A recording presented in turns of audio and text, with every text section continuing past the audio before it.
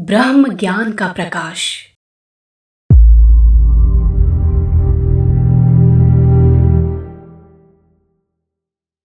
गायत्री मंत्र का दूसरा अक्षर तत् ब्रह्म ज्ञान की प्राप्ति और उसके प्रचार की शिक्षा देता है। तत्त्वज्ञास्तु विद्वांसो ब्राह्मणः स्वतपश्चयः अंधकारमया कुर्योर लोकाद् ज्ञान संभवम। अर्थात तत्वदर्शी विद्वान ब्राह्मण अपने तप द्वारा संसार के अज्ञान जन्य अंधकार को दूर करे। अंधकार में अनेक प्रकार के भय, त्रास एवं विघ्न छिपे रहते हैं। दुष्ट तत्वों की घात अंधकार में ही लगती है। अविद्या को अंधकार कहा गया है। अविद्या का अर्थ अक्षर ज्ञान की जानकारी का अभाव नहीं है, वरन जीवन की लक्ष्य भ्रष्टता है। इसी को नास्तिकता, अनीति, माया, भ्रांति, पशुता आदि नामों से पुकारते हैं। इस बौद्धिक अंधकार में आध्यात्मिक निशा में विचरण करने वाला जीव भ्रमपतित होकर ईश्वर द्वारा निर्धारित धर्म, नीति, लक्ष्य, आचरण और कर्तव्य से विमुख होकर ऐसी गतिविधि अपनाता है जो उसके लिए नाना प्रकार के दुख उत्पन्न करती है। उपर्युक्त श्लोक में ज्ञानी ब्राह्मण को ये आदेश दिया गया है कि वह तपश्चर्या द्वारा संसार के समस्त दुखों के मूल कारण अज्ञानांधकार को दूर करे। यहाँ ब्राह्मण शब्द किसी वर्ग विशेष के लिए प्रयुक्त नहीं हुआ है। आत्मा का सर्वप्रधान गुण ब्रह्मनिष्ठा और आध्यात्मिकता है। यह गुण जिसमें जितना न्यूनाधिक है, वह उतने ही न्यूनाधिक अंश में ब्राह्मण है। जिसकी आत्मा में जितना ब्राह्मणत्व है, वह उतना ही तपस्वी, दूरदर्शी और तत्वज्ञानी होता है।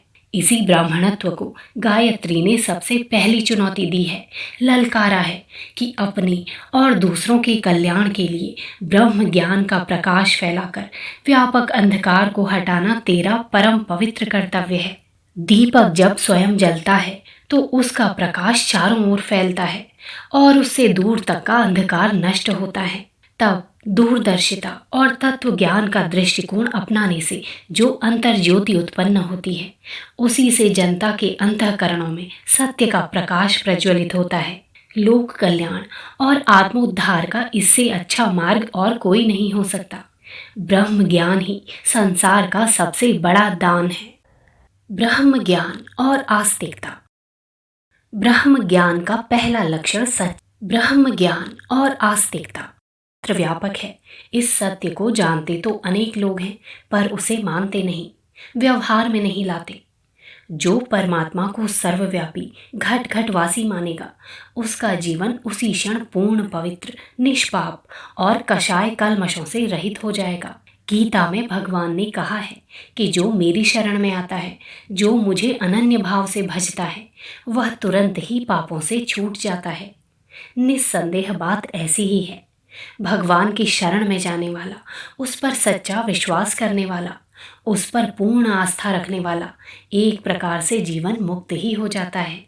ईश्वर का विश्वास और सच्चा जीवन एक ही वस्तु के दो नाम हैं। जो भगवान का भक्त है, जिसने सब छोड़कर प्रभु के चरणों में आत्मसमर्पण कर दिया है, जो परमात्मा की उपासना करता है, उसे जगत पिता की सर्वव्यापकता पर आस्था जरूर होनी चाहिए।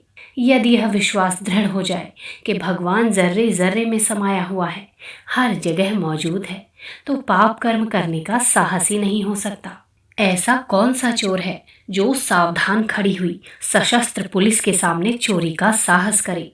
चोरी, व्यभिचार, ठगी, धूर्तता, दंभ, असत्य, हिंसा आदि के लिए आड़ की, पर्दे की, दुराव की जरूरत पड़ती है। जहां मौका होता है, इन बुरे कामों को पकड़ने वाला नहीं होता, वहीं इनका किया जाना संभव है। जहां धूर्तता को भली प्रकार समझने वालों, देखने वालों और पकड़ने वाले लोगों की मजबूत ताकत सामने खड़ी होती है, वहां पाप कर्मों का हो सकना संभव नहीं।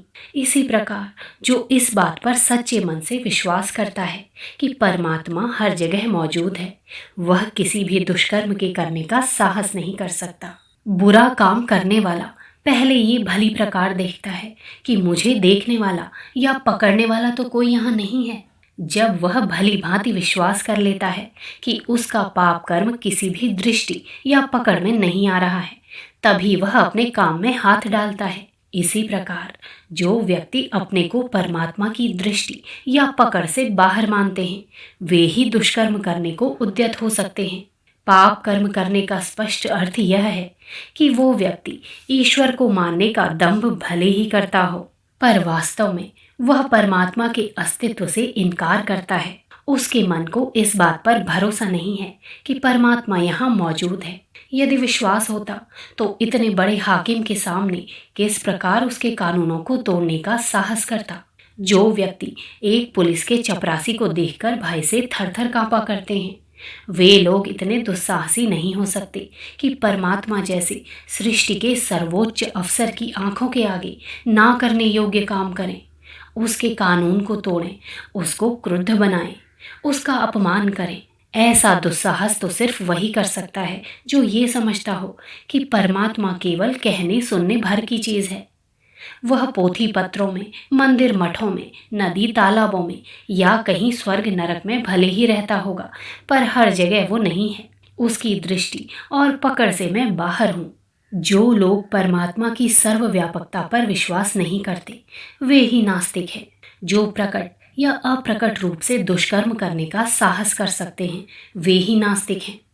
इन नास्तिकों में कुछ तो भजन पूजा बिल्कुल नहीं करते, कुछ करते हैं। जो नहीं करते वे सोचते हैं कि व्यर्थ का झंझट मोल लेकर उसमें समय गंवाने से क्या फायदा। जो पूजन भजन करते हैं वे भीतर से तो ना करने वालों के ही समान होते हैं, पर व्यापार बुद्धि से रोजगार के रूप में ईश्वर की खाल ओढ़ लेते हैं। कितने ही लोग ईश्वर के नाम के बहाने ही अपनी जीविका चलाते हैं। हमारे देश में करीब 56 लाख आदमी ऐसे हैं जिनकी कमाई, पेशा और रोजगार ईश्वर के नाम पर है। यदि वे यह प्रकट करें कि हम ईश्वर को नहीं मानते, तो उसी दिन उनकी ऐश आराम देने वाली बिना परिश्रम की कमाई हाथ से चली जाएगी। इसलिए उन्हें ईश्वर को उसी प्रकार से ओढ़े रहना पड़ता है जैसे जाड़े से बचने के लिए गर्मी देने वाले कंबल को ओढ़े रहते हैं। जैसे ही ये जरूरत पूरी हुई, वैसे ही कंबल को एक कोने में पटक देते हैं। यह तिजारती लोग जनता के समक्ष अपनी ईश्वर भक्ति का बड़ा भारी घटाटोप बांधते हैं, क्योंकि जितना बड़ा घटाटोप बांध सकेंगे उतनी ही अधिक कमाई होगी। तिजारती उद्देश्य पूरा होते ही वे अपने असली रूप में आ जाते हैं। पापों से खुलकर खेलते हुए एकांत में उन्हें जरा भी झिझक नहीं होती। एक तीसरी किस्म के नास्तिक और हैं। वे प्रत्यक्ष रूप से ईश्वर के नाम से रोजी नहीं चलाते, बल्कि उल्टा उसके नाम पर कुछ खर्चे करते हैं। ईश्वर का आडंबर उनके द्वारा आए दिन रचा जाता है। शरीर पर ईश्वर भक्ति के चिन्ह धारण किए रहते हैं। घर में ईश्वर के प्रतीक मौजूद होते हैं। ईश्वर के निमित्त कहे जाने वाले कर्म कांडों का आयोजन होता रहता है। ईश्वर भक्त कहलाने वालों का स्वागत, सत्कार, भेंट, पूजा होती रहती है। यह सब इसलिए होता है कि लोग उनके संबंध में अच्छे ख्याल रखें, उनका आदर करें, उन्हें धर्मात्मा समझें, उनके जीवन भर के कुकर्मों की कलई ना खोलें, और आज भी जो उनके दुष्कर्म चल रहे हैं वे छिपे रहें। चौथे प्रकार के नास्तिक वे हैं जो पाप छिपाने या धन कमाने के लिए नहीं, किंतु अपने को पुजवाने के लिए, यश और श्रद्धा प्राप्त करने के लिए ईश्वर भक्त बनते हैं। इसके लिए कुछ त्याग और कष्ट भी उठाते हैं, पर भीतर से उन्हें प्रभु की सर्वव्यापकता पर आस्था नहीं होती। कुछ लोग रिश्वत के रूप में ईश्वर भक्ति को साधते हैं। अमुक भोग ऐश्वर्य की लालसा उन्हें उसी मार्ग पर ले जाती है।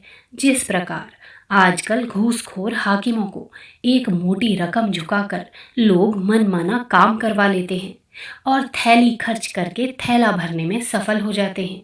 कुछ लोग तथाकथित रिद्धि सिद्धियों और ना जाने किन किन अप्रत्यक्ष वैभवों के मंसूबे बांधकर उसे प्राप्त करने की फिक्र में ईश्वर के दरवाजे खटखटाते रहते हैं। इस प्रकार प्रत्यक्षतः ईश्वर भक्त दिखाई देने वालों में भी असंख्य मनुष्य ऐसे हैं जिनकी भीतरी मनोभूमि परमात्मा से कोसों दूर है।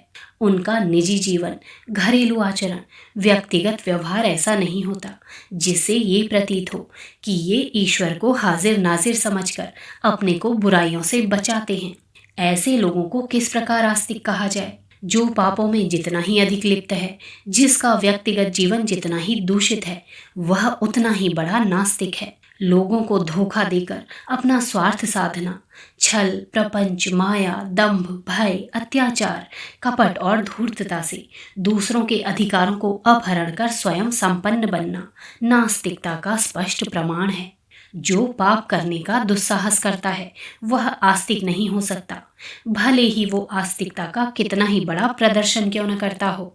ईश्वर भक्ति का जितना अंश जिसमें होगा, वह उतने ही दृढ़ विश्वास के साथ ईश्वर की सर्वव्यापकता पर विश्वास करेगा, सब में प्रभु को समाया हुआ देखेगा। आस्तिकता का दृष्टिकोण बनते ही मनुष्य भीतर और बाहर से निष्पाप होने लगता है।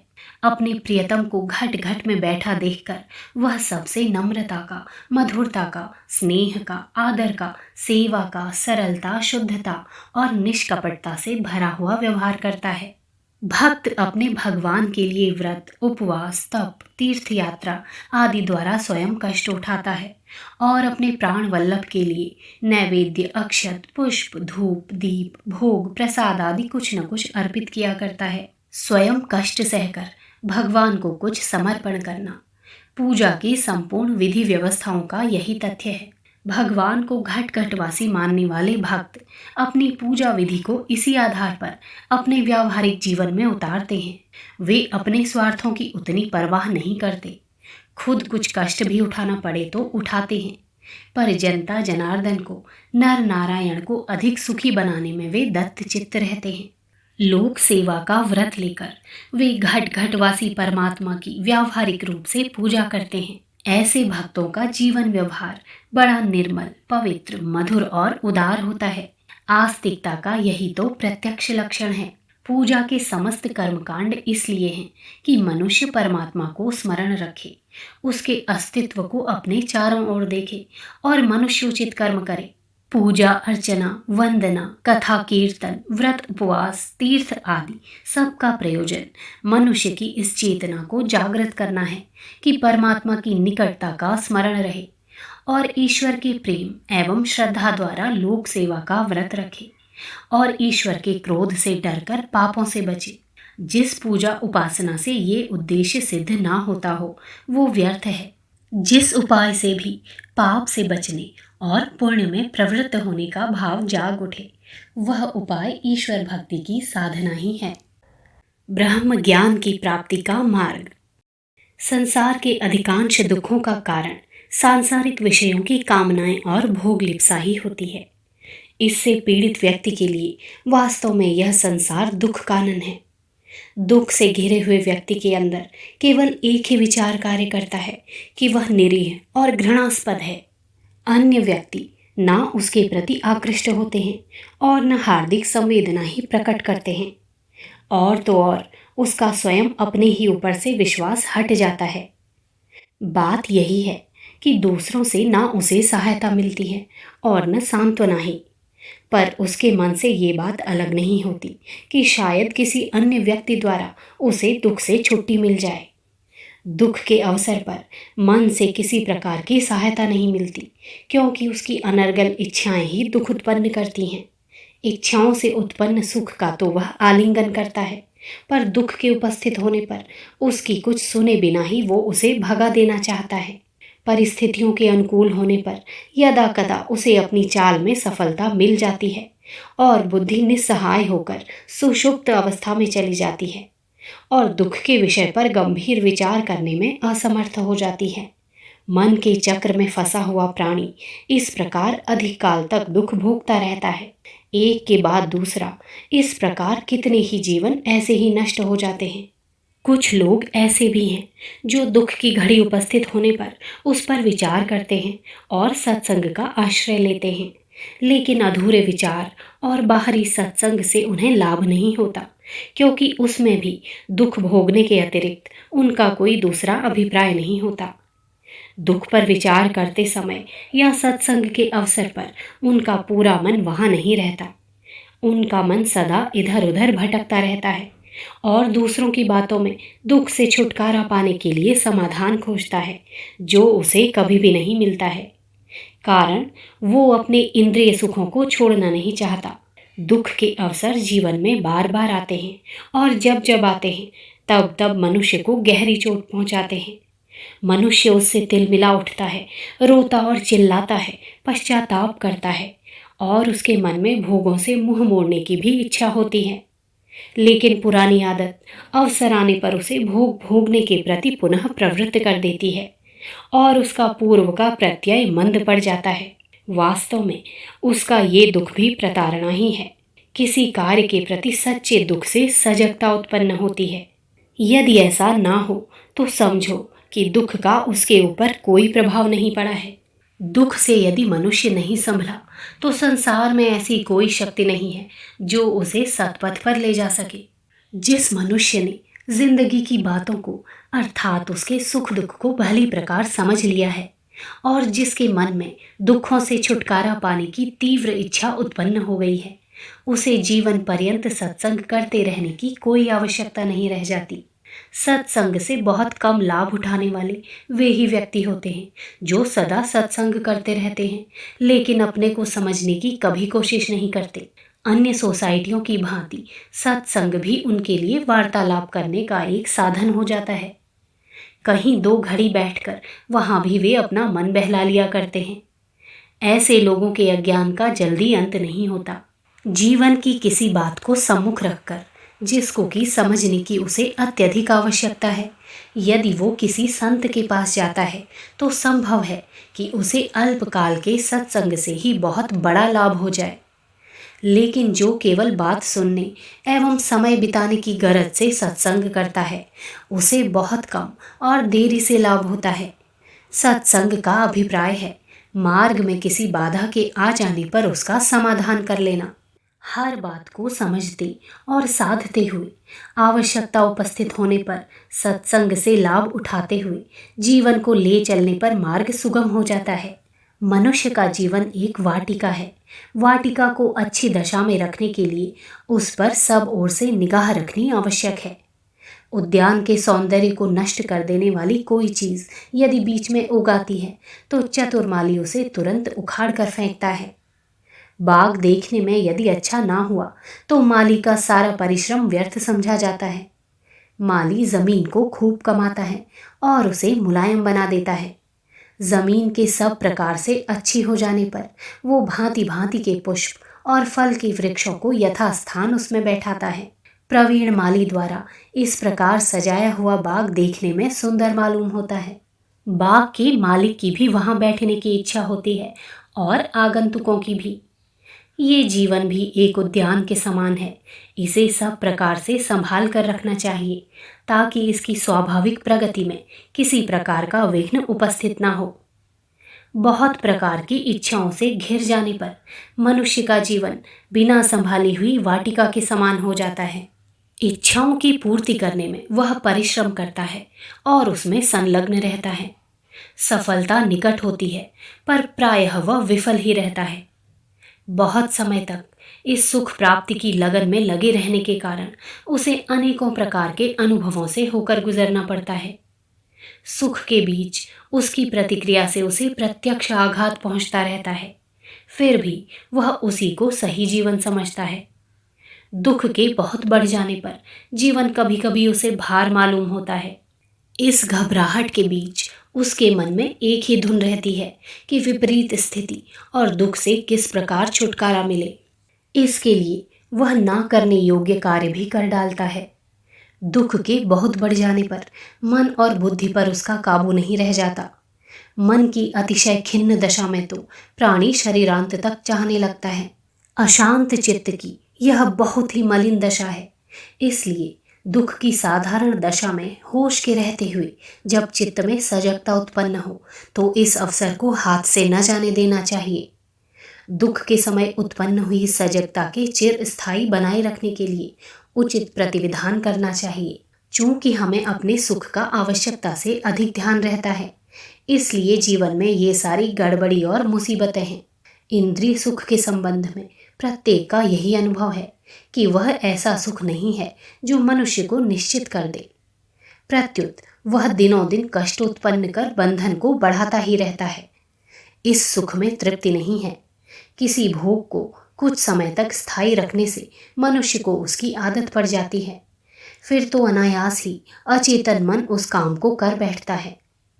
इंद्रिय सुखों में यदि कोई विघ्न और निर्बंध ना होता तो कदाचित इसको भी स्वाभाविक कहा जा सकता और फिर उससे छुटकारा पाने की कोई बात ना सोची जाती।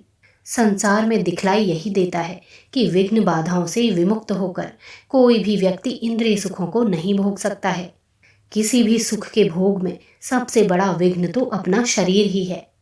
इसके अतिरिक्त परिस्थिति की विभिन्नता के अनुसार अनेकों प्रकार की दिक्कतें हैं जो मनुष्य के सामने रोज आया करती हैं और मनुष्य उनका नित्य प्रति अनुभव किया करता है। देखने और विचार करने पर यह भी मालूम पड़ता है कि सुख ऐसा कोई कार्य नहीं है जिसके लिए हमें बाह्य किसी भी वस्तु पर निर्भर रहना पड़ता हो या हम पर उसकी प्रतिक्रिया ना होती हो। ऐसी दशा में कौन प्राणी ये कह सकता है कि उसका सुख विघ्न बाधाओं से रहित है। जब यह दशा है तो मनुष्य के लिए आवश्यक हो जाता है कि वह अपने सुख दुख के प्रति सजग होकर जीवन की बातों को समझने की कोशिश करे और अपनी किसी इच्छा का जबरदस्ती दमन ना करके उसके रहस्य को समझे। इच्छा का रहस्य जब भली प्रकार अवगत हो जाता है तब उसे त्याग करने में दुख नहीं होता। उचित प्रयास द्वारा मनुष्य उसे छोड़ने में समर्थ होता है। ये काम भी आसान नहीं है। यदि मनुष्य सदा सजग रहे तो संभव अवश्य है। यदि मनुष्य अपने चिरकाल के अभ्यास को नहीं छोड़ पाता तो उसे कोई दूसरी संज्ञान युक्ति बतलाई भी नहीं जा सकती। ऐसे असमर्थ प्राणी सदा दुख में ही अपना जीवन व्यतीत करते हैं। मनुष्य को सच्चे मार्ग पर लाने के लिए दुख से बढ़कर कोई वस्तु नहीं है। दुख ही मनुष्य को सजग होने का अवसर प्रदान करता है।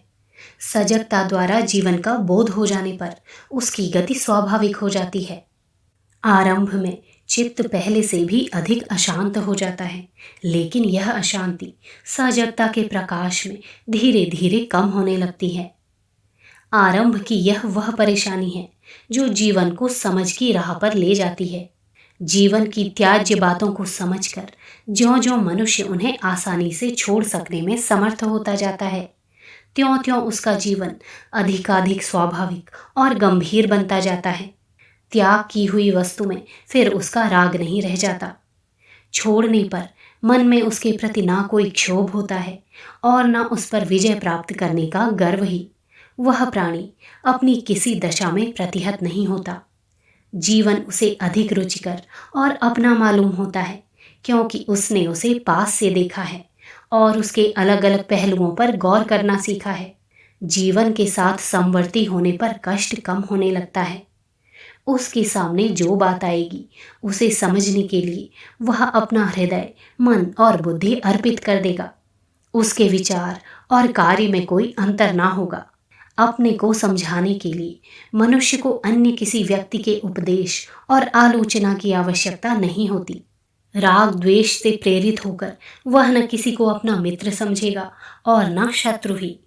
वह मनुष्य अपने को समझने में इतना संलग्न हो जाएगा कि बाह्य समस्त वस्तुएं उसके लिए उपेक्षणीय हो जाएंगी। दूसरों की बातों पर ध्यान देने के लिए उसके पास समय ना रहेगा और ना ही वह दूसरों के प्रति कोई विरुद्ध बात ही सोचेगा। किसी को अपने से श्रेष्ठ समझकर ना वह उसका प्रभुत्व स्वीकार करेगा और न किसी को अपने से न्यून समझकर उसकी उपेक्षा करेगा या उस पर प्रभुत्व दिखलाएगा। दोनों ही दशाओं में भीतर भय और भेद रहता है।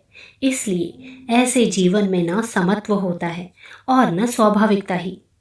इसका परिणाम संकीर्णता और अवनति है। जीवन में जब दूसरों का प्रभाव अधिक पड़ने लगता है तब वह मनुष्य अपना नहीं रह जाता। उसके अंदर विचार और स्वतंत्र कार्य करने की क्षमता का अभाव हो जाता है। जीवन की ऐसी परिस्थिति में सत्य का प्रदर्शन नहीं होता। सत्य का अनुभव करने के लिए प्रत्येक प्राणी को अपना बन जाने की आवश्यकता है। सत्य की खोज करने वाले को हर्ष, शोक, मोह, अनुराग और प्रभुत्व की भावना को अपने पास नहीं आने देना चाहिए। ये दशाएं मन को उत्तेजित करने वाली होती हैं। चित्त को ऐसी स्थिति में रखा जाए कि उस पर बाहरी कोई बात अपना प्रभाव ना डाल सके। चित्त में जब आनंद और निरालंब प्रेम स्थान पा लेता है तब अपने पराये का भेद मिट जाता है। ऐसा पुरुष ना कभी उदास रहता है, ना मन लगाने के लिए किसी अवलंब की आवश्यकता अनुभव करता है। जीव जंतु और लता वल्लियों के साथ उसका सौहार्द हो जाता है। कष्टदायक अवसरों का भी जीवन में अभाव होना आरंभ हो जाता है। मन सदा प्रसन्न और एकाग्र रहने लगता है। संसार के साथ उसका अम्लान प्रेम का संबंध स्थापित हो जाता है। संसार की प्रत्येक वस्तु में वह अपना रूप देखता है। उसको सर्वत्र सत्य का दर्शन होता है और प्रत्येक अवस्था उसके लिए आनंद की अवस्था हो जाती है। वायु के रूप में वह संसार की सैर करेगा। फूल पत्तियों और घास के साथ वो नृत्य करेगा। आकाश उसका रूप होगा। जल, पृथ्वी और अग्नि उसके बाह्य प्रतीक होंगे। संसार की प्रत्येक वस्तु के साथ जब एकता और मैत्री स्थापित हो जाएगी, तब वो खिन्न और भयातुर क्यों रहेगा। शुद्ध और पवित्र मन के अंदर उच्च और वांछित भावना उदय होती है। ऐसे उद्योधित पुरुष संसार में आनंद प्रसार करने के केंद्र बन जाते हैं। व्यक्त और अव्यक्त दशाओं में उनके द्वारा कार्य संपादन होता रहता है। आनंद उपलब्धि की यह ऐषणा स्वार्थ की भावना नहीं है। इसमें निवास करने से मन के संकल्प विकल्पों का तिरोभाव हो जाता है। जीवन की इस स्थिति में प्रयास नहीं रह जाता। यह जीवन की शुद्ध और सात्विक सहज दशा है। ऐसे व्यक्ति को देखकर दूसरे प्राणी भी इस शुद्ध भावना को ग्रहण करने की इच्छा करने लगते हैं और इस ओर अपना प्रयास आरंभ कर देते हैं। इस शुद्ध अवस्था की प्राप्ति एक ही क्षण में नहीं हो जाती, पर इसमें हताश होने की कोई बात नहीं है। सत्य सबके लिए एक और अनिवार्य है। सभी एक न एक दिन इसे प्राप्त करेंगे। प्रश्न केवल समय का हो सकता है। इसके लिए सबसे आवश्यक बात है तीव्र वेग का होना। तीव्र वेग वाले प्राणी उसे शीघ्र कर लेते हैं। इन्हें इधर उधर भटकना नहीं पड़ता। देर तो उनको लगती है जो मंद वेग के कारण रास्ते में रुककर इधर उधर की सैर करने लगते हैं। भिन्न भिन्न उपायों द्वारा लोगों ने इसकी खोज की और उनका कहना है कि सत्य की प्राप्ति के लिए मार्ग अनेक हैं, किंतु सत्य की प्राप्ति का मार्ग केवल एक है और वह है सृष्टि और जीवन के रहस्य को समझना। इसे लोग जब तक भली प्रकार नहीं समझ लेते, तब तक वे अनेकों मार्ग और अनेकों उपायों द्वारा अनुभव प्राप्त करने की चेष्टा करते रहते हैं। लोग कहते हैं कि ईश्वर घट घट में व्याप रहा है, लेकिन वह भी केवल मुंह से ही कहते हैं।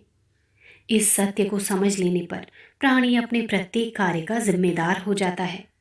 वह अपने अंतरात्मा की ध्वनि को सुनता है और उसके अनुसार आचरण करता है, अर्थात वह प्रत्येक कार्य में अपने हृदय और मन को एक करके कार्य करने की चेष्टा करता है। हृदय और मन में एक ही बुद्धि का विकास है।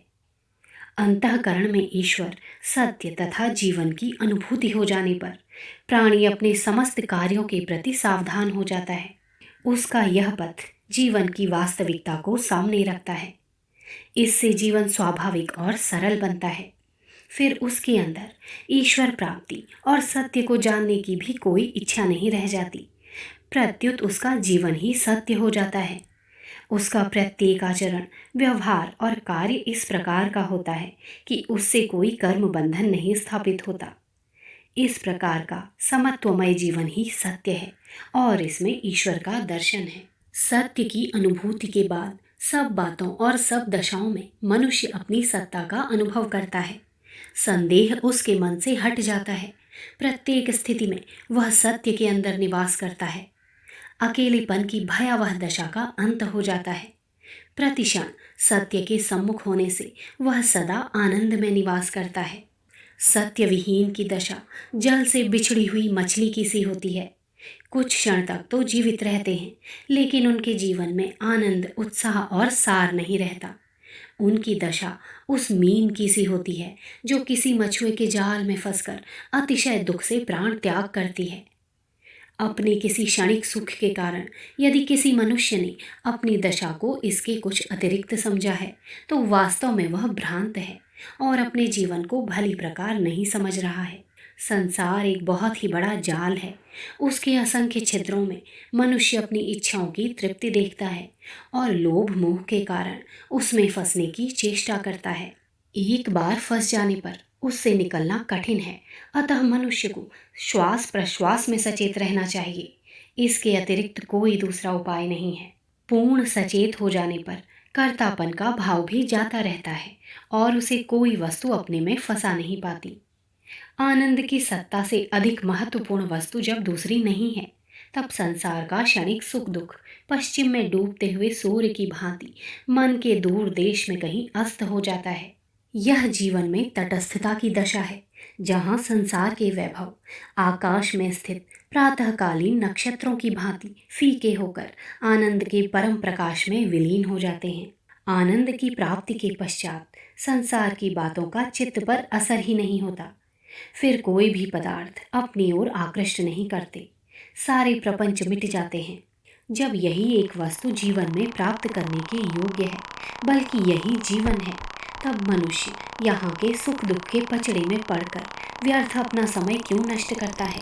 मार्ग में यदि कोई प्रतिरोध आ जाए तो उस पर विचार करना चाहिए और उसे समझने की कोशिश करनी चाहिए। आनंद को संपूर्ण रूप में प्राप्त कर लेने की प्रत्येक मनुष्य के अंदर अभिलाषा होनी चाहिए। इस पथ पर चलते हुए भी ऐसा नहीं है कि कोई दुख ना पावे, दुख के आने पर उसे टालने की व्याकुलता ना हो। ऐसा करने से लगन के होते हुए भी लक्ष्य तक पहुंचने में विलंब होगा। आनंद की अनुभूति कोई किसी को करा दे, यह संभव नहीं है। अपने ही प्रयास से जीवन की ये स्थिति प्राप्त की जाती है। यह कोरी कल्पना नहीं है। बोधपूर्वक प्रयास करने पर इसमें सफलता मिलती है, यह ध्रुव सत्य है। प्रत्येक मनुष्य अपने पुरुषार्थ और प्रयास के द्वारा इसे प्राप्त कर सकता है। लोगों के जीवन में विभिन्नता अवश्य दृष्टिगोचर होती है, लेकिन यह कोई रुकावट नहीं है। सत्य वस्तु में कल्पना के लिए कोई स्थान नहीं है।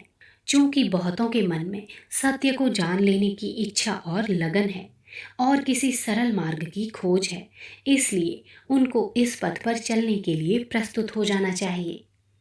एक बार सजग होकर पैर आगे बढ़ा देने पर फिर निराश नहीं होना पड़ता और मनुष्य पीछे कदम हटाना पसंद नहीं करता। समझ बूझ कर जब हम इस पथ पर पैर रखेंगे, तब हमारे अंदर सुख दुख के रहस्य को समझने की क्षमता आ जाएगी। सुख का प्रसंग आने पर हमें फूलना नहीं चाहिए और दुख के प्रसंगों से घबराना नहीं चाहिए, बल्कि उनके बीच में रहते हुए उनके रहस्य को समझकर उनसे मुक्त हो जाना चाहिए। आनंद ही एकमात्र सत्य है। यही एक स्वाभाविक मंदिर है जहाँ सबको आना है। यहाँ बैठकर आप सच्चे ध्यान में निमग्न हो सकते हैं। इसको एक बार दृढ़तापूर्वक अपना लेने से सारा संदेह दूर हो जाता है। ऐसी स्थिति में मनुष्य संसार का हो जाता है और संसार उसका हो जाता है। अहम की पृथक भावना मिटकर विराट में लीन हो जाती है। राग द्वेष की अग्नि सदा के लिए बुझ जाती है। इस आत्यंतिक आनंद के प्राप्त कर लेने पर मनुष्य स्वतंत्रता पूर्वक संसार में विचरण करता है। जो मनुष्य पूर्ण स्वतंत्र है और आनंद में स्थित है, वे संसार के सामने कुछ सही बात रख सकते हैं। आनंद में प्रतिष्ठित हो जाने पर पुरुष प्राणी मात्र का मित्र हो जाता है और प्रेम ही उसका मुख्य आचरण रहता है। प्रेम के अतिरिक्त उसके पास और कोई वस्तु नहीं रहती। इस स्थिति को प्राप्त कर लेने पर एक को अनेक में देखने की क्षमता स्वाभाविक ही रहती है। यही मोक्ष की स्थिति है। ब्रह्म ज्ञान का मार्ग कठिन नहीं। यद्यपि सांसारिक लोग ब्रह्म ज्ञान को बड़ा कठिन, प्रायः असंभव मानते हैं, पर यह एक बड़ी भूल है। ब्रह्म ज्ञान अथवा आध्यात्मिकता मनुष्य के जीवन में आदिकाल से ओतप्रोत है, इसलिए उसे समझ सकना और पालन कर सकना कुछ भी कठिन नहीं है। वर्तमान समय में इसमें जो कुछ कठिनाई जान पड़ती है, उसका कारण यही है कि इन दिनों संसार वास्तविकता को छोड़कर कृत्रिमता में बहुत अधिक लिप्त हो गया है। इसलिए जो मार्ग मनुष्य के वास्ते सीधा, सरल और हितकारी था, वही उसे कठिन और असंभव जान पड़ता है। पर यदि विचारपूर्वक देखा जाए तो भलाई एवं पवित्रता का मार्ग पाप और नीचता की अपेक्षा कहीं सरल है। भलाई में जो स्वाद है, पवित्रता में जो आनंद है, वह पाप और नीचता के सुरूर से अधिक मज़ेदार है। भलाई करना पाप करने से ज़्यादा आसान है, क्योंकि परमात्म स्वरूप मनुष्य की प्रवृत्ति स्वभावतः पवित्रता की ओर है। पाप और नीचता बड़े अप्राकृतिक हैं। मनुष्य नहीं चाहता कि वह निकृष्टता के पंजे में फंस जाए। उस मार्ग पर चलने में उसे पग पग पर अपनी आत्मा का संहार करना पड़ता है। मन की रुचि पर बलात्कार करना होता है, तब कहीं वह पाप कर पाता है। जो व्यक्ति धूम्रपान का प्रारंभ करते हैं, उन्हें भयंकर खांसी उठती है, नेत्रों में आंसू आ जाते हैं, शरीर में पीड़ा होती है, सर में चक्कर आते हैं, मुंह में से दुर्गंध उठती है। यह सब इसी कारण होता है क्योंकि तंबाकू अप्राकृतिक है। परमेश्वर नहीं चाहता कि हम वह कार्य करें। प्रकृति का सहयोग उसमें नहीं है। केवल हमारी अनधिकार चेष्टा ही उन दिव्य शक्तियों के विरुद्ध युद्ध करती है। इसी प्रकार पाप एवं नीचता का प्रारंभ करने में हमारे अंतःकरण में भयंकर विक्षोभ होता है, आत्मग्लानि तथा क्लेश उत्पन्न होता है। मन किसी अज्ञात भय से थरथर कांपता है, हमारे दुष्कृत्य में साथ नहीं देना चाहता। हमारा शरीर स्वाभाविक गति से उस ओर नहीं चलता। अड़ियल घोड़े की तरह वह स्थान स्थान पर अटकता है और उस मार्ग पर नहीं चलना चाहता। हमारे संकल्प, हमारी धारणाएं, हमारी वृत्तियां सभी जवाब दे देते हैं। अपने मन पर अत्याचार करते हुए हम पाप में प्रवृत्त होते हैं। बार बार उसी की आवृत्ति करते रहने से हमारी पवित्र आकांक्षाएं मृत प्राय हो जाती हैं। जिस प्रकार जानते बूझते हम अफीम, शराब, तंबाकू तथा अनेक विषैली पदार्थों के अभ्यस्त हो जाते हैं तथा हमें उनकी कड़वाहट भी प्रतीत नहीं होती, उसी प्रकार अभ्यस्त हो जाने पर हमें पाप और नीचता करते हुए ग्लानि का अनुभव नहीं होता। कालांतर में हम पक्के पापी हो जाते हैं। परमात्मा को अपने अंदर से कार्य करने दीजिए। आदि प्रभु की जो इच्छा है उसी के अनुसार चलने के लिए अपने आप को विवश कीजिए। परमात्मा को स्वयं अपनी मर्जी के अनुसार चलने को मजबूर ना कीजिए। तुम्हारी इच्छा एक होनी चाहिए। तुम वही सर्वशक्तिमान परमात्मा हो जिसने तमाम जगत को अपनी पवित्रता प्रदान की है और अणु अणु में वही उत्कृष्ट तत्व ओतप्रोत कर दिया है जो सत्य है, सुंदर है तथा सर्वत्र शिव है। आत्मनिरीक्षण द्वारा मालूम कीजिए कि कितने अंशों में तुम ईश्वर की इच्छा के अनुगामी बने हो। तुम्हारे कितने कार्य परमात्मा के लिए होते हैं। कितनी देर तुम स्व की पूर्ति में व्यतीत करते हो, कितनी देर तुम पूजा उपासना में लगाते हो। तुम्हारे विभिन्न अंगों का क्या अभिप्राय है, वे किस आशय से बनाए गए हैं। तुम्हारे नेत्रों का कार्य पवित्र से पवित्र वस्तुओं का दर्शन होना चाहिए। तुम कुरूपता में भी भव्यता खोज निकालो, प्रतिकूलता में भी सहायक तत्वों के दर्शन करते रहो। कठिन से कठिन और विषम से विषम परिस्थिति में भी विचलित ना हो। तुम्हारे पांव तीव्र आंधी पानी में भी स्थिर रहें। तुम्हारे हृदय में पवित्रता की गर्मी हो, शरीर में उत्साह हो, परमेश्वर का तेज अंग प्रत्यंग से झलकता हो। आत्मबंधुओं, हमारा इस संसार से कोई संबंध नहीं है। हम सत चित आनंद विशुद्ध परम पदार्थ आत्मा हैं। संसार और सांसारिक संबंध खिलौने मात्र हैं। अक्सर हम कहा करते हैं कि अमुक व्यक्ति हमारा शत्रु है, अमुक हमारा मित्र है, अमुक हमारा पिता है, अमुक हमारा पुत्र है। किंतु वास्तव में ना कोई शत्रु है, ना मित्र, ना पिता है, ना पुत्र। हम सब साक्षात पर ब्रह्म पदार्थ हैं। हमारा संसार के क्षुद्र झगड़ों से कोई संबंध नहीं है। सुख दुख छाया तथा उजाला है जो आया जाया करता है। हमारी आंतरिक शांति भंग नहीं होनी चाहिए। हम संसार से बहुत ऊंचे हैं। जैसे वायुयान में बैठकर आकाश में विहार करने से संसार की प्रत्येक वस्तु, घर बार, मनुष्य, पशु, वृक्ष आदि छोटे छोटे प्रतीत होते हैं, उसी प्रकार आत्म स्वरूप का प्रकाश करने वाले साधक को सांसारिक पदार्थ मिथ्या प्रतीत होते हैं। वह उनसे बहुत ऊंचा उठ जाता है, माया मोह के चक्र में नहीं फंसता। उसे दिव्य ज्ञान वह प्रकाश प्रदान करता है जिसकी रोशनी में उसे भव्यता, पवित्रता तथा वास्तविक सत्यता के दर्शन होते हैं। आप संसार के साथ जुदा ही रहकर आत्मज्योति का प्रकाश कर सकें ऐसी बात नहीं है। संसार के थपेड़े सहकर भी आप भली भांति दिव्यता प्राप्त कर सकते हैं। घर गृहस्थ के अनेक उत्तरदायित्वों का पालन करते हुए भी आप सहर्ष अपने भीतर से परमात्म तत्व को प्रकाशित कर सकते हैं। आप यह मानकर प्रत्येक कार्य को कीजिए कि आप परमात्मा हैं, उसी के अंग हैं। आप में ज्ञान, सत्य, प्रेम भरा पड़ा है और आप नित्य प्रति के जीवन में उन्हीं तत्वों का प्रकाश कर रहे हैं। आप सर्वत्र प्रेम, दिव्यता एवं शांति का ही दर्शन करते हैं। आपकी दृष्टि केवल भव्य तत्वों के चिंतन में ही लगी रहती है। आप पवित्र शब्दों का ही उच्चारण करते हैं और मनोमंदिर में सदा सर्वदा पवित्र संकल्पों को ही स्थान देते हैं। आपका लक्ष्य एवं आदर्श जितना दिव्य होगा, उतनी ही आपको ईश्वरीय प्रेरणा प्राप्त होगी। जो गुण आप में नहीं है, उन्हें अपने अंदर मान लीजिए, फिर उन्हीं के अनुरूप आचरण कीजिए। कालांतर में वे ही शुभ तत्व आप में प्रकट होंगे। आप अपने को दीनहीन पापी नहीं, परम पवित्र निर्विकार आत्मा मानिए। ब्रह्म ज्ञान के लिए ध्यान की आवश्यकता।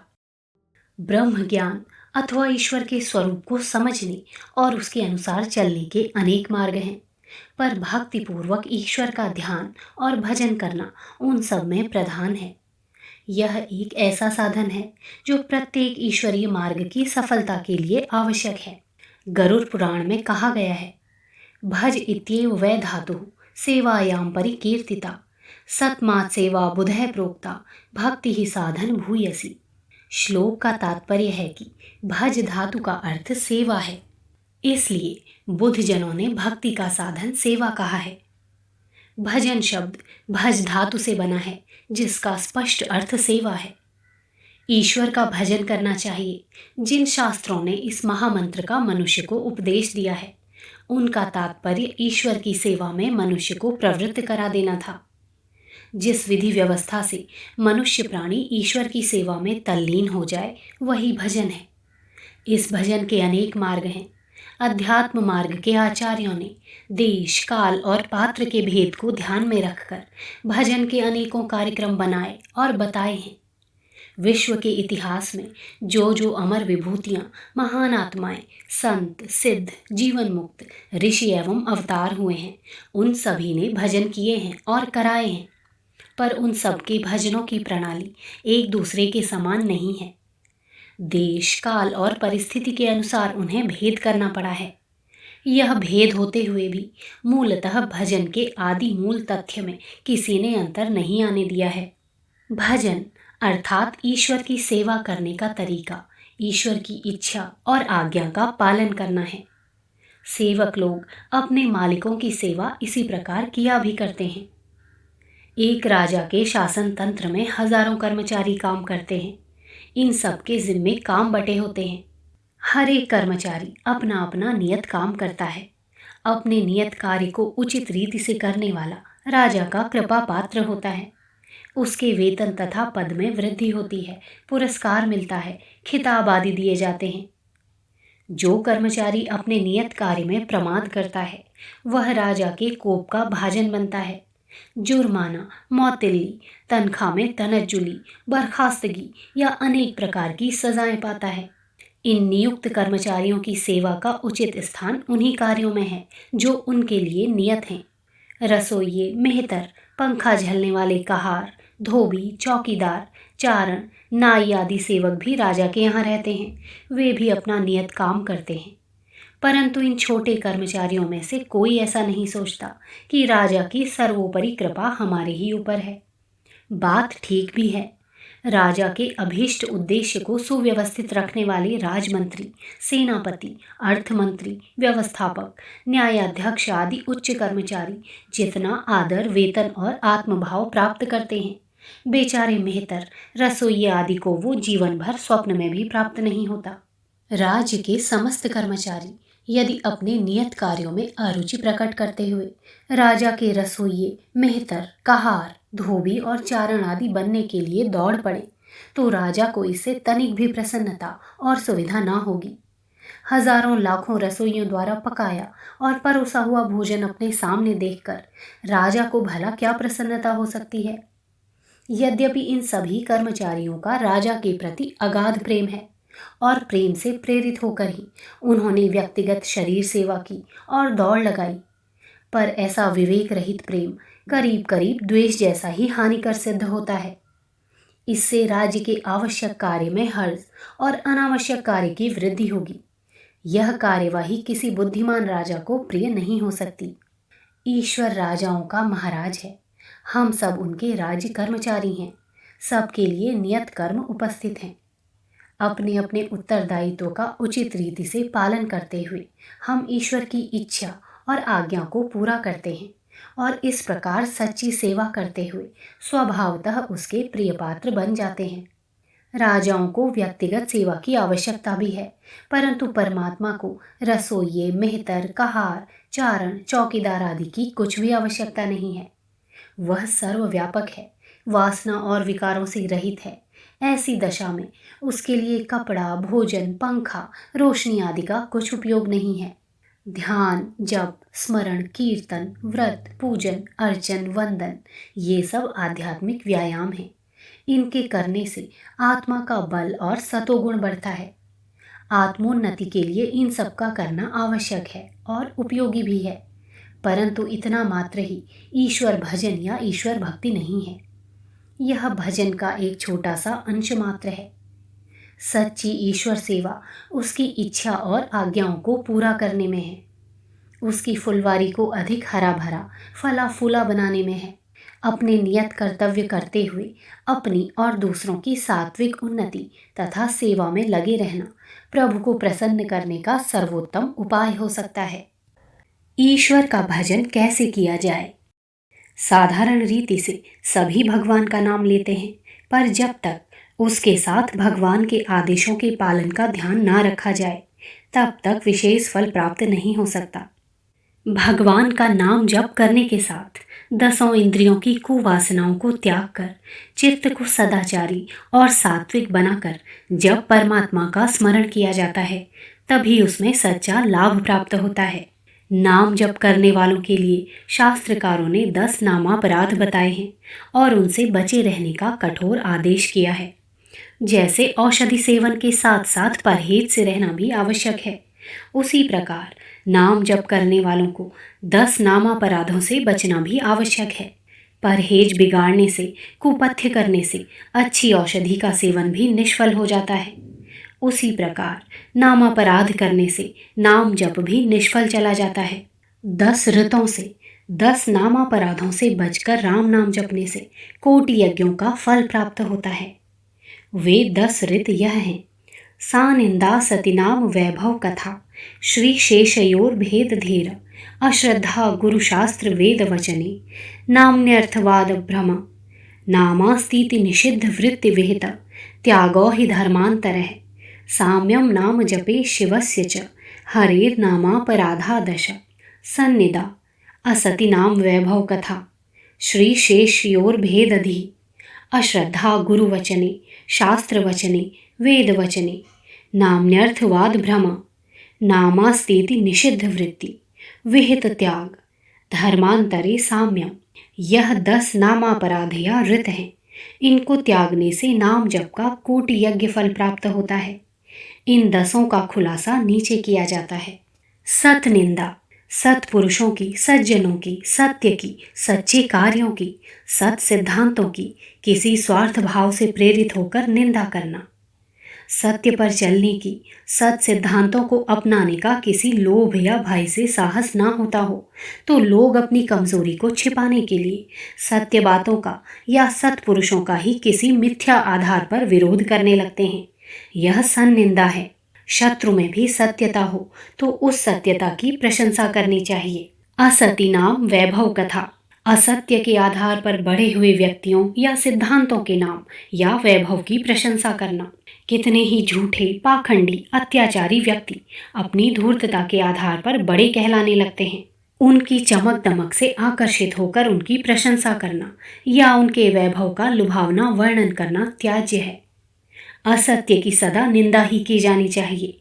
झूठे आधार पर मिली हुई सफलताओं को इस प्रकार समझना या समझाना कि उसका अनुकरण करने का लोभ पैदा हो, एक प्रकार का नामापराध है। श्री शेषयोर भेदधि, विष्णु, महादेव और देवताओं में भेद बुद्धि रखना, उन्हें अलग अलग मानना। एक ही सर्वव्यापक सत्ता की विभिन्न शक्तियों के नाम ही देवता कहलाते हैं। वस्तुतः परमात्मा ही एक देव है। अनेक देवों के अस्तित्व के भ्रम में पड़ना नाम जप करने वाले के लिए उचित नहीं है।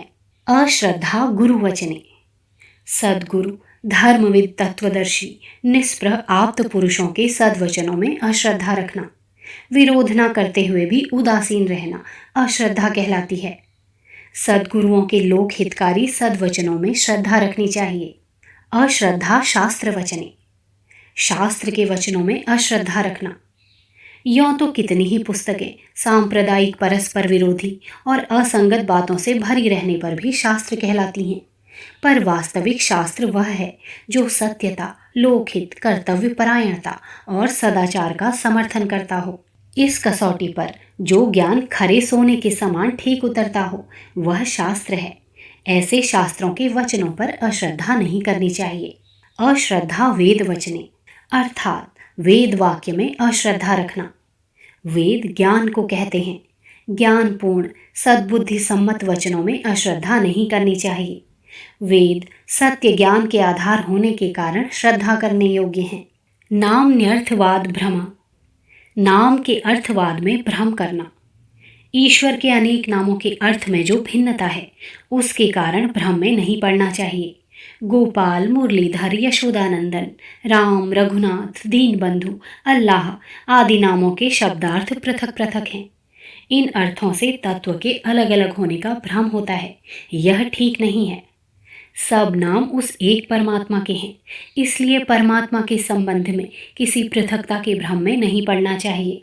नामास्तीति निषिद्ध वृत्ति, नाम तो है ही, फिर अन्य बातों की क्या जरूरत, ऐसी निषिद्ध वृत्ति। ईश्वर का नाम उच्चारण करने मात्र से सब पाप कट जाएंगे, इसलिए पाप करने में कुछ हर्ज नहीं।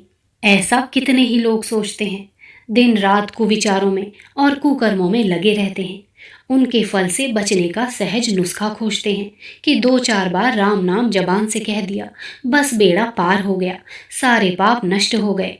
यह भारी अज्ञान है। परमात्मा निष्पक्ष, सच्चा न्यायाधीश है। वह खुशामद करने वाले के ना तो पाप माफ करता है और ना बिना खुशामद करने वालों के पुण्यों को रद्द करता है। कर्मों का यथा योग्य फल देना उसका सुदृढ़ नियम है। इसलिए आत्मबल वृद्धि के लिए नाम स्मरण करते हुए भी यही आशा करनी चाहिए कि परमात्मा हमारे भले बुरे कर्मों का यथा योग्य फल अवश्य देगा। जो पाप नाश की आशा लगाए बैठे रहते हैं और कुमार्ग को छोड़कर सन्मार्ग पर चलने का प्रयत्न नहीं करते, वे नामापराध करते हैं। विहित त्याग, विहित कर्मों का त्याग, उत्तरदायित्व को छोड़ना, कर्तव्य धर्म से मुंह मोड़ना नामापराध है। कितने ही मनुष्य संसार मिथ्या है, दुनिया झूठी है, ऐसे महावाक्यों का सच्चा रहस्यमय अर्थ ना समझकर अपने कर्तव्य, धर्म एवं उत्तरदायित्व को छोड़कर घर से भाग जाते हैं। इधर उधर आवारागर्दी में, दुर्व्यसनियों के कुसंग में मारे मारे फिरते हैं। यह अनुचित है। ईश्वर प्रदत्त उत्तरदायित्वों और कर्तव्य धर्मों को पूरी सावधानी और ईमानदारी से पूरा करते हुए भगवान का नाम स्मरण करना चाहिए। धर्मांतरः साम्यम, धर्म से इतर धर्म विरुद्ध बातों को भी धर्म की समता में रखना। अनेक सामाजिक कुरीतियां ऐसी हैं जो धर्म विरुद्ध होते हुए भी धर्म में स्थान पाती हैं, जैसे पशु बलि एवं स्त्री और शूद्रों के साथ होने वाली असमानता तथा अन्याय के व्यवहार धर्म के नाम पर प्रचलित हैं, पर वास्तव में अधर्म हैं। ऐसे अधर्मों को धर्म से नहीं जोड़ना चाहिए। अकर्तव्यों को रूढ़िवाद के कारण धर्म साम्य नहीं बनाना चाहिए। इन 10 श्रोतों से शुद्ध होकर, इन्हें त्याग कर, 10 इंद्रियों को संयम में रखकर, सत्य और धर्म से जीवन को ओतप्रोत बनाते हुए जो लोग नाम जप करते हैं, भगवान का मंत्रोच्चार करते हैं, उन्हीं की आत्मा पवित्र होती है और वे ही कोटि यज्ञ फल के भागी होते हैं। वैसे तो तोते भी राम राम रटते रहते हैं, पर इससे कोई प्रयोजन सिद्ध नहीं होता। पाठकों को दशरथ होकर ही नाम जप करना चाहिए और याद रखना चाहिए, राम नाम सब कोई कहे, दशरथ कहे न कोई, एक बार दशरथ कहे, कोटि यज्ञ फल होए। अपनी प्रवृत्ति को अंतर्मुखी बनाइए। समस्त आध्यात्मिक उपदेशों का सारांश यही निकलता है कि हमारी प्रवृत्ति बहिर्मुखी होने के बजाय अंतर्मुखी होनी चाहिए। चेतना का प्रकाश जिस ओर जाता है उसी ओर आलोक हो जाता है, और जिस ओर उसका प्रकाश नहीं जाता उस ओर अंधकार हो जाता है। चेतना के प्रकाश में 2 विशेषताएं हैं। एक, वह पदार्थ का ज्ञान कराता है, और दूसरे, वह उसे प्रिय बनाता है। उससे जिस ओर हमारी चेतना जाती है, अर्थात जिन वस्तुओं की ओर हम ध्यान देते हैं वे न केवल हमें ज्ञात हो जाती हैं वरन वे हमें प्रिय हो जाती हैं। जिन बातों के बारे में हम कुछ नहीं जानते वे हमें प्रिय भी नहीं होती। मनुष्य को जो वस्तु प्यारी लगती है वह उसकी वृद्धि करने की भी चेष्टा करता है। इस प्रकार चेतना से प्रकाशित वस्तुओं की वृद्धि इसी प्रकार होती है।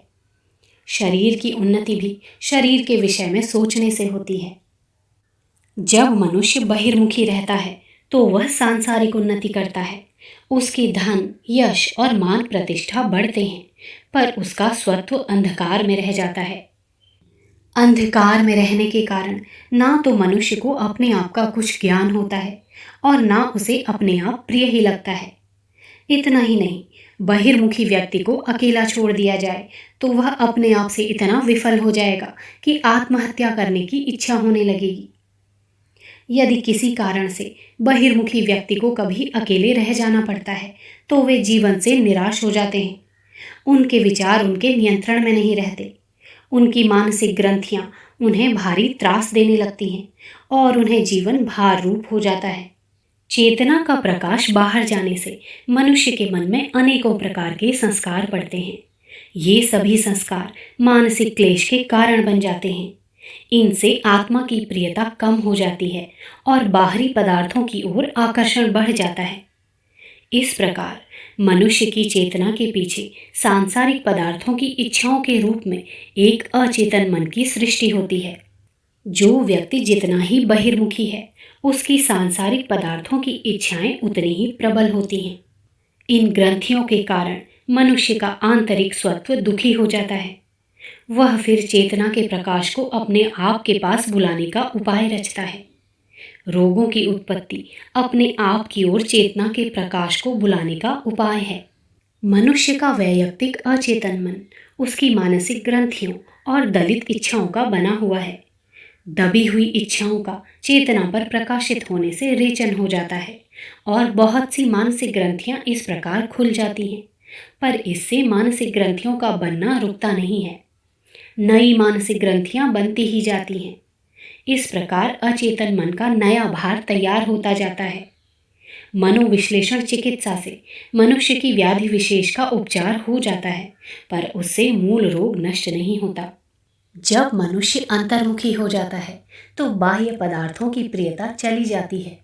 उसके कारण वे मनुष्य के मन पर अपने दृढ़ संस्कार नहीं छोड़ते। इस प्रकार नया कर्म विपाक बनना बंद हो जाता है। सदा आध्यात्मिक चिंतन करने से मनुष्य की पुरानी मानसिक ग्रंथियां खुल जाती हैं। अब उसे अपने सुख के लिए इधर उधर दौड़ना नहीं पड़ता। उसे अपने विचारों में असीम आनंद मिलने लगता है।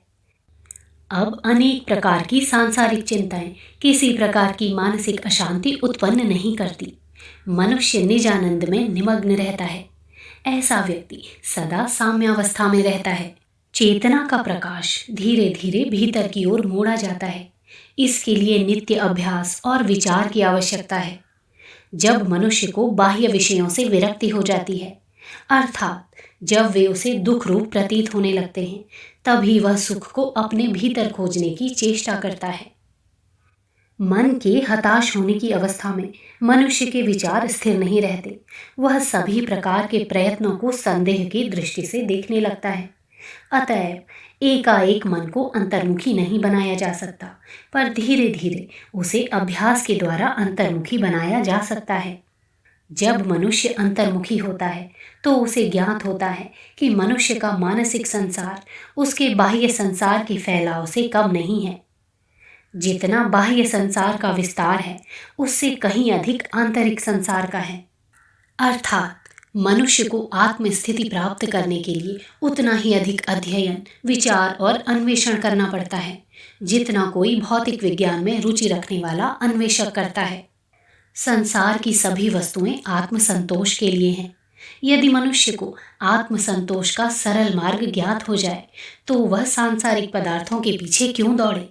पर यह आत्मसंतोष प्राप्त करना सरल काम नहीं है।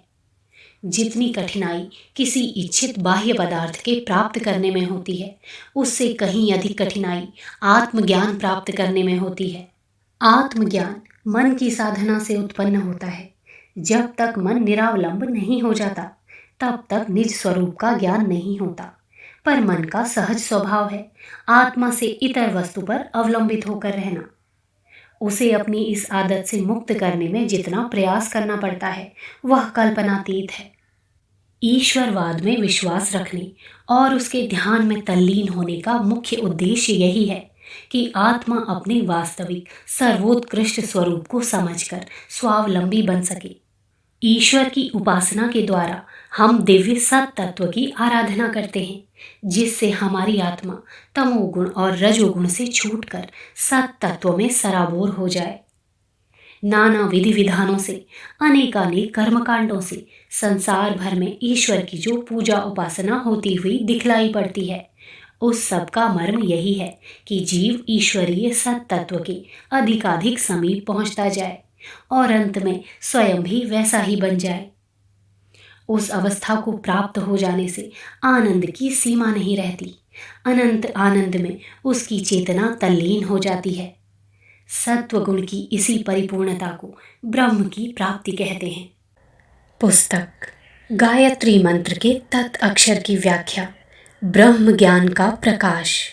लेखक पंडित श्री राम शर्मा आचार्य। अगर आपको हमारी ये वीडियो पसंद आई हो तो इसको लाइक करें, कमेंट और शेयर ज़रूर करें और हमारे YouTube चैनल ऋषि चिंतन को सब्सक्राइब भी कर लें। साथ ही बेल आइकन को भी दबाएं ताकि आपको आने वाली वीडियोस की नोटिफिकेशंस मिलती रहें। धन्यवाद।